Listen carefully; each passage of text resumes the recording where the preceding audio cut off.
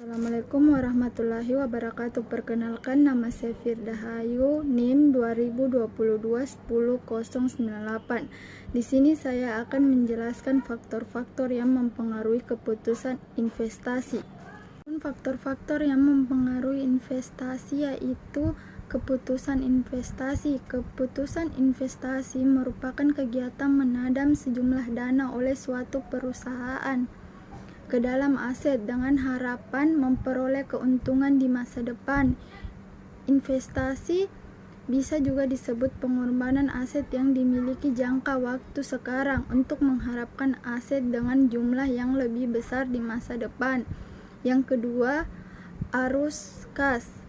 Berdasarkan pernyataan standar akuntansi keuangan atau Ikatan Akuntansi Indonesia, arus kas terdiri dari arus masuk dan keluar kas serta setara kas dan kas terbagi menjadi aktivitas operasi, investasi dan pendanaan.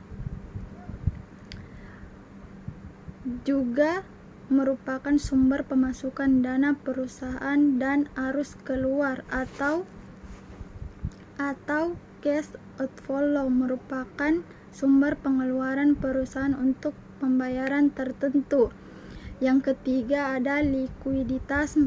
Likuiditas merupakan elemen dalam keputusan investasi yang dipengaruhi oleh kemampuan perusahaan dalam memperoleh kas dalam upaya pemenuhan kebutuhan jangka pendek berkaitan dengan opini tersebut. Yang ketiga ada struktur modal. Struktur modal menjadi hal yang fundamental bagi perusahaan karena perannya yang memiliki keterkaitan erat dengan posisi laporan keuangan. Hal ini berdampak nyata pada perusahaan di mana perusahaan akan memiliki hutang besar yang mengancam posisi perusahaan jika tingkat struktur modalnya tidak baik. Kemudian ada kebijakan hutang. Hutang merupakan sumber dana eksternal yang dapat dari kreditur untuk memenuhi kebutuhan perusahaan.